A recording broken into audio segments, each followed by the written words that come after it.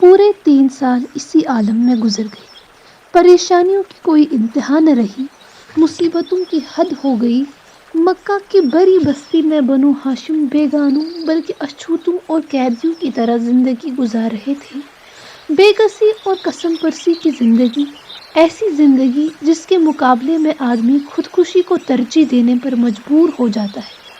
قریش نے بنو ہاشم محمد صلی اللہ علیہ وسلم اور اصحاب محمد صلی اللہ علیہ وسلم کو ایک دانے کے لیے ترسا دیا، مگر ان کے ثبات عزم میں فرق نہ آیا۔ بھوک پیاس کی حالت میں بھی وہ اپنے خدا کی حمد و ثنا کرتے رہے۔ ان کی جگہ کوئی اور ہوتا تو کوئی مصلحت کی آڑ لے کر صلح کر لیتا، مگر یہاں مرنا قبول تھا، مگر اپنے مقصد سے سر متجاوز کرنا گوارا نہ کیا۔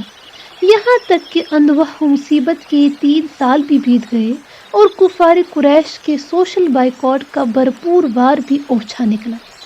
ابو طالب کا بڑھاپا تھا، غموں نے ان کو اور نڈال کر دیا۔ بھتیجے کی حمایت کے سبب ساری قوم مخالف ہو گئی تھی۔ بوڑھی کمزور ہڈیا تھی، کب تک باری غم اٹھاتی۔ ایک بار بیمار پڑ گئے۔ حضرت محمد صلی اللہ علیہ وسلم شفیق چچا کی عیادت کے لیے تشریف لے گئے۔ ابو طالب نے آپ صلی اللہ علیہ وسلم سے کہا، یا ابن ام، جس خدا نے تجھے رسول بنا کر مبعوث کیا ہے، اس سے میرے اچھے ہو جانے کے لیے دعا کیوں نہیں کرتا؟ حضور صلی اللہ علیہ وسلم نے چچا کی اس خواہش کا اشارہ پا کر خدا کی بارگاہ میں دعا کی۔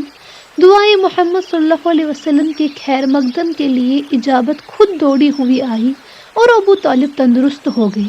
ان میں توانائی آ گئی، جیسے ان کے نحیف جسم میں کسی نے نئے سرے سے جان ڈال دی ہو۔ خوش ہو کر بولے، بھتیجے، خدا تیری بات مانتا ہے؟ اس پر حضور صلی اللہ علیہ وسلم نے فرمایا، امی، اگر آپ بھی خدا کی بات مان لے اور اس کے کہے کو پورا کر دکھائے تو وہ بھی آپ کا کہا مانے۔ چند دن اچھے رہ کر ابو طالب پھر بیمار پڑے۔ زندگی کا آفتاب سچ مچ لبِبام آ گیا۔ بڑھاپے کی اوٹ سے موت جھانکنے لگی۔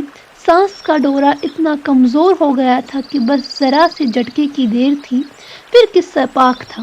دنیا میں ہر دکھ کا علاج اور ہر درد کا مداوا موجود ہے، مگر موت کا کوئی علاج نہیں۔